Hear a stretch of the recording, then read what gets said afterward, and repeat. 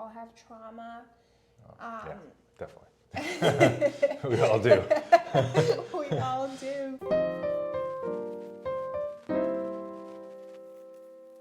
Hello everyone, welcome back to Luis Discusses Everything. And today we're going to discuss all things wellness. I'm joined by Lissette Taborda, who is passionate about health and holistic wellness. Thank you so much for joining. Thank you for having me. So I wanted to start with kind of like your own personal story, your own personal journey, and we just can move on from there, maybe with follow-up questions or whatnot. Just tell us a little bit about your own personal life for the benefit of the viewers. Sure thing. So I grew up in Colombia and I came to Boston when I was 6 years old.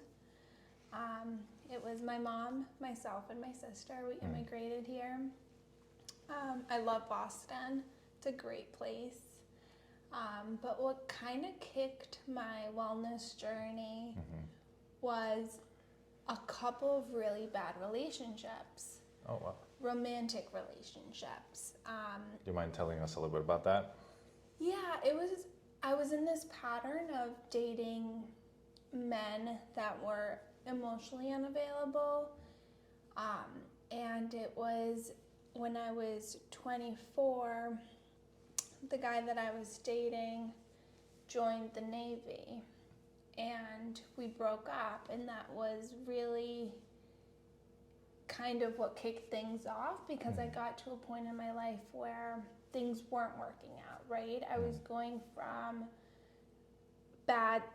from toxic relationship to toxic relationship, and I felt very inside, I felt very broken and very not good about my internal state. But right after the pandemic happened, and it was hard, but also like this magical moment where I had all this free time to self-reflect, right? Something that we've never had before. That's similar to the phenomenon of like quiet quitting, like the phenomenon of mass quitting as well, but and the expansion of kind of like mental health care services because of the huge need, right? So It's like all of those things compounded on each other, and I guess you were part of that statistic, essentially. It really brought things to light that, or I guess the things that I really, really needed to work on really came to light during that time because I had to go to my inner self, right? And kind of see like, okay, like, why am I experiencing this? Why am I having these feelings of unbalanced? Why am I always dating the same types of dudes, right? Like, why am I always dating emotionally unavailable guys, right? Because that's a reflection of internally what's going on with me, right? So that kind of was the catalyst to my wellness journey and, you know, doing the work, going to therapy, meditating, kind of like having this restart moment in my life that was so magical, but also very hard. And I'm still going through it because, you know, the process never ends. But it's also super gratifying because when you see yourself make progress in your journey, it's like this moment of, I'm healing, which is like so fun. Because you see your hard work come to light. Yeah, of course. It's super nice, You mentioned a couple things, and just for the benefit of the viewers, I want to like see if you can clarify them. So when you mean like wellness journey, right? A lot of people are gonna think about different things, right? From my perspective, I would think about psychology. Maybe some colleagues of mine will think about like psychotherapy or like more medical focus type of mental treatment. And other people would think yoga or would think like that sort of spectrum. So what do you mean by wellness journey? So I think wellness is super personal, right? So we all have our different definitions of what wellness means, right? And it's a big like topic. Overarching topic. Exactly. So for me, wellness meant my mental health. It meant, you know, doing trauma work, right? Because we all have trauma. Yeah, definitely. We all do. We all do. I mean, if you were dropped as a baby, that's gonna be trauma on the brain. Yes.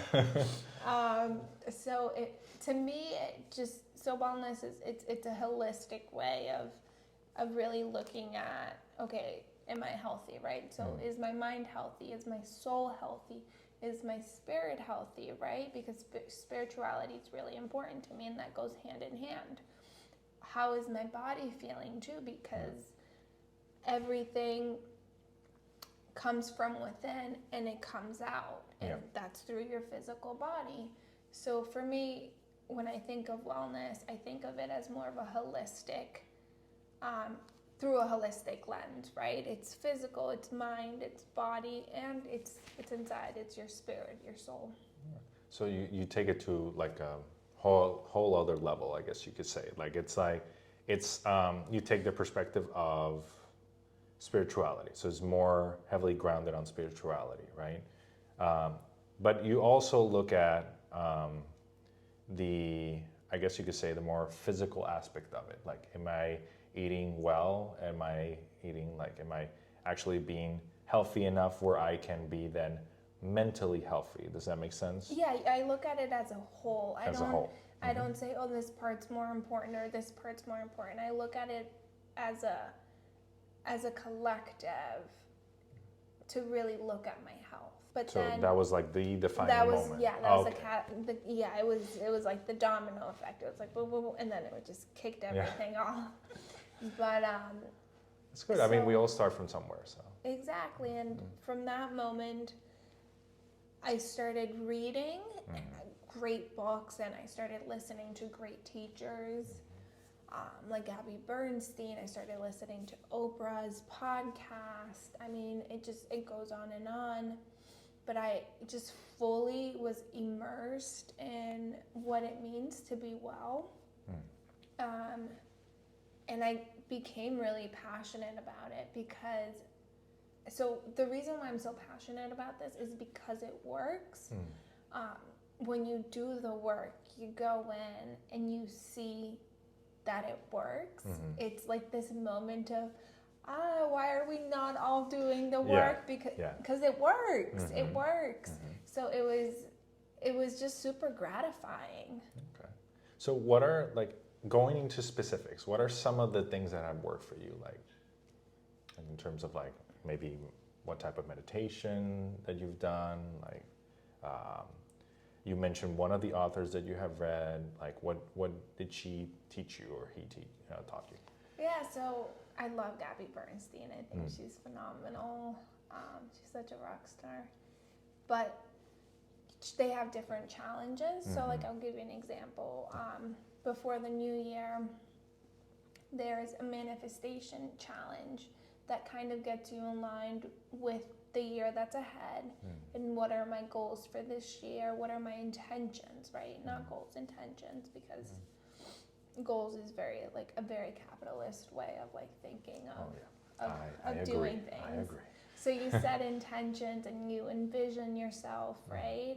About what it is that you want to do, right? It gets you into this energy of this is what the year is going to be like. These are my intentions, and these are the things I'm working towards, and I'm going to show up and be my best self.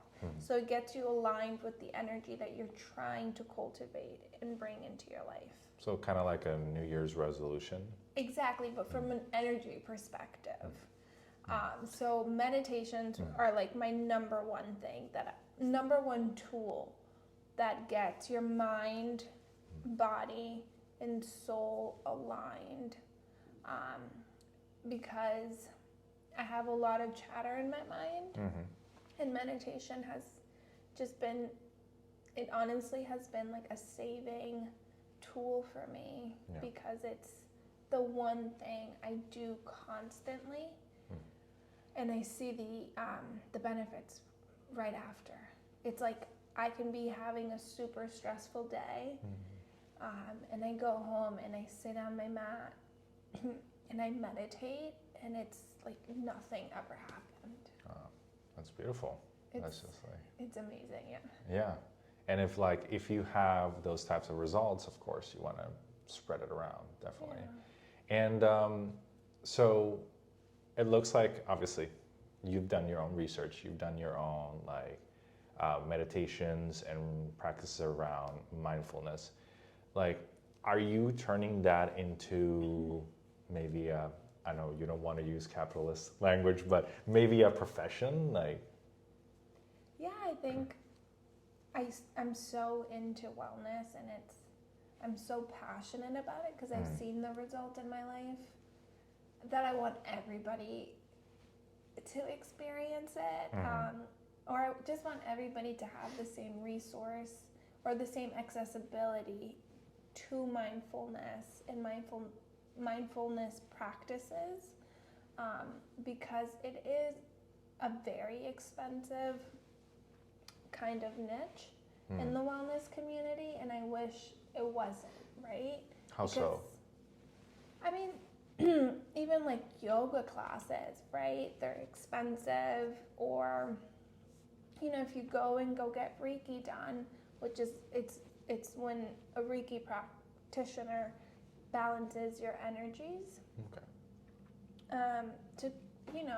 One session ranges from like $100 to $150, right? Oh, okay. So it's that's expensive. It's not readily available to everyone, right? Because of the price. And I wish kind of like that would change, because everybody should have the equal opportunity to feel good from the inside out. What would you say to somebody who is very much numbers based, I guess you could say, or has more of a Western medicine mentality? How would you try to convince a person like that to switch, or even at least consider meditation? I wouldn't. I think if someone's not willing to explore and look into other things, there's no willingness, right? So that person, because of where they're at right now, they're not going to take in what it is that I'm saying to them, right? Yeah. But let's take, for example, I'm a teacher, as the channel knows, and I have some students who are on depression medication, right?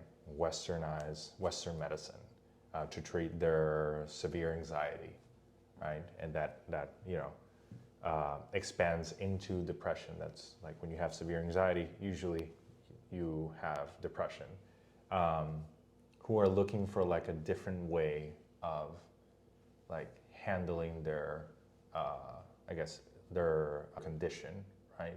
That is not medicine, because as you know, most antidepressants only increase the possibility of you maintaining your depression, right? That's one of the many issues with Western medicine, right?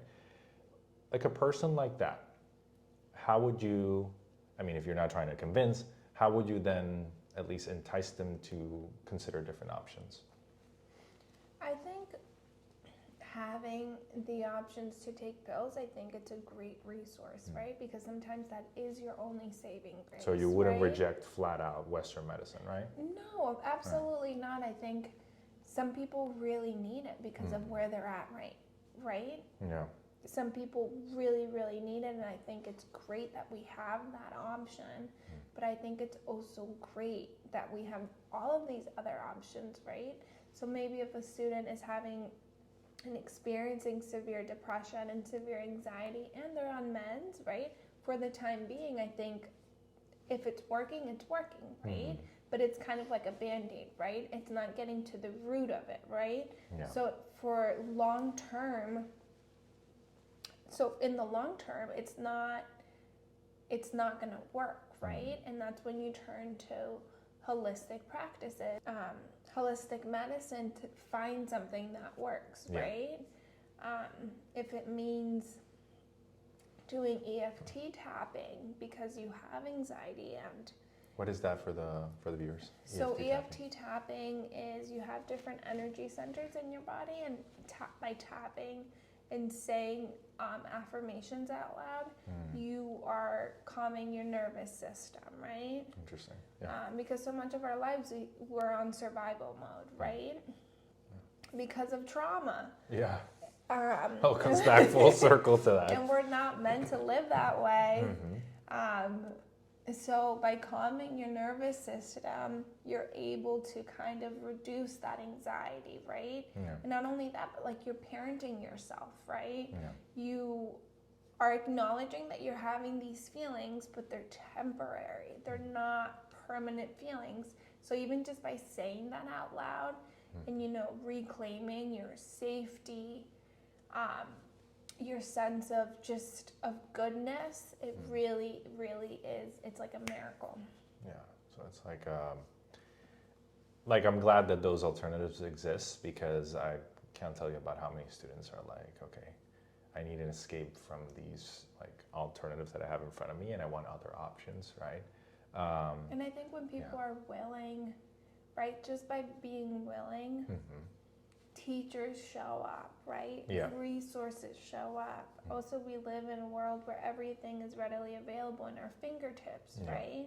So we have all of those resources. So just by being willing and having that open mind, that like you're already there. You're already in the process. Yeah, exactly. They just need to have those adults around to have them acknowledge that, right? And see that, which is the hardest thing to do.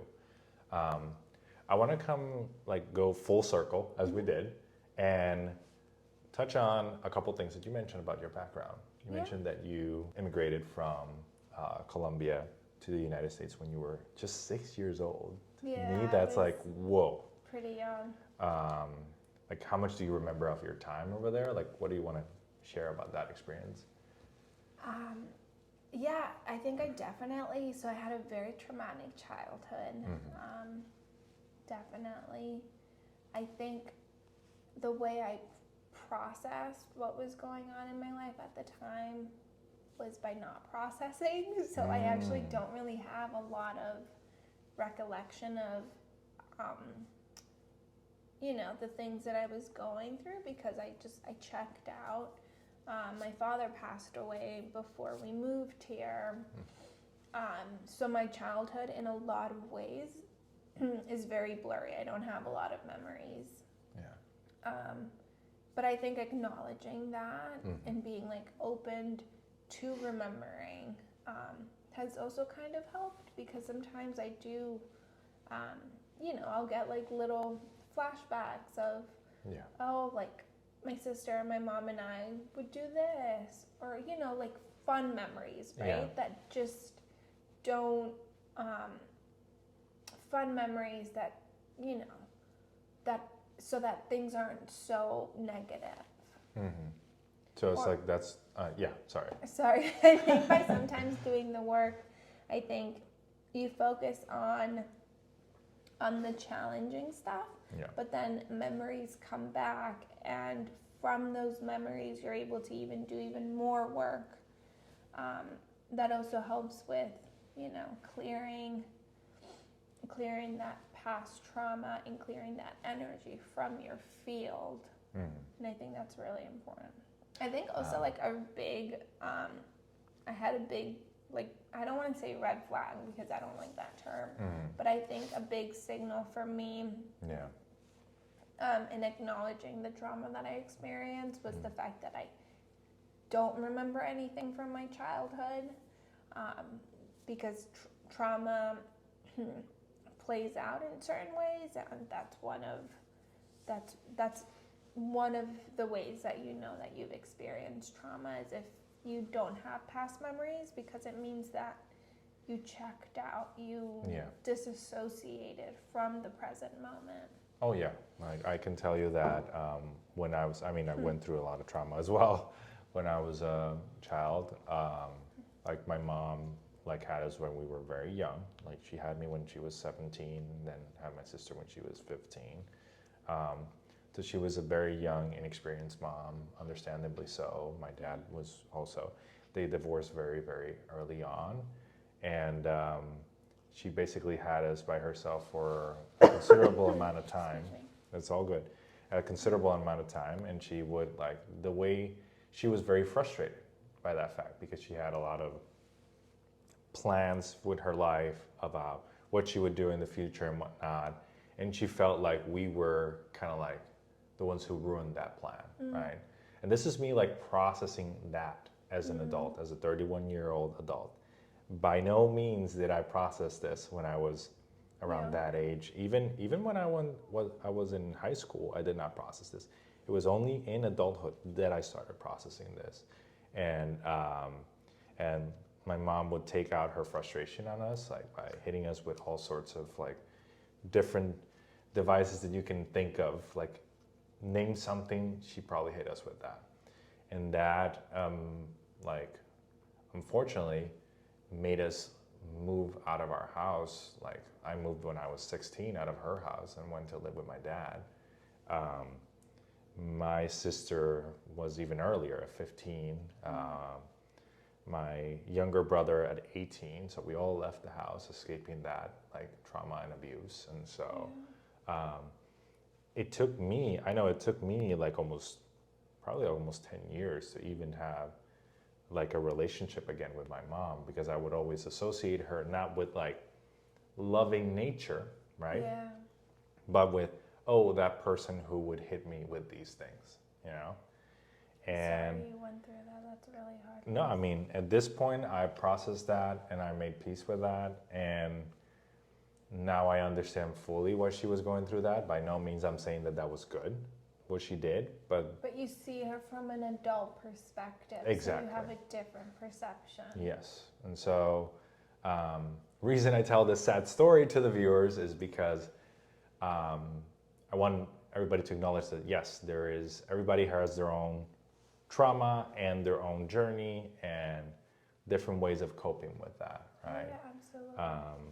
I chose a combination of religion and conversations with, I always found myself like having friends who were either studying psychology or already psychologists.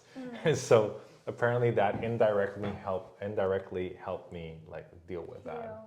Yeah. So I can definitely empathize with traumatic Yeah. situations, definitely. Is there anything else you want to share with the viewers? Yeah, I'm going to just share that when you start doing the work, you see life differently. It's like the birds are chirping a little bit louder, the grass is a little bit greener, the sun is shining a little bit brighter, and it feels so good on the skin. And it's like you just have more of a positive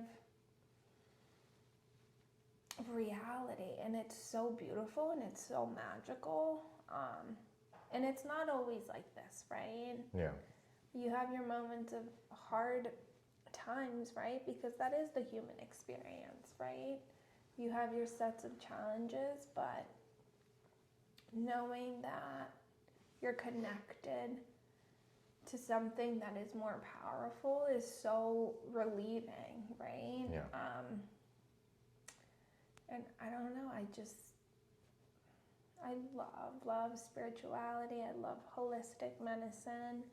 I love feeling connected to this universe, and I hope that everybody finds that thing that they love and they find that connection, because it definitely makes life a lot better. Yeah. Thank you so much for joining me, and for joining our viewers, and for talking about this in such vivid manner. I think this is a great conversation. And thank you everybody for watching. Please leave a like, subscribe to the channel, share this video with your friends or with anybody who needs to hear this message. And I'll see you all on the next one.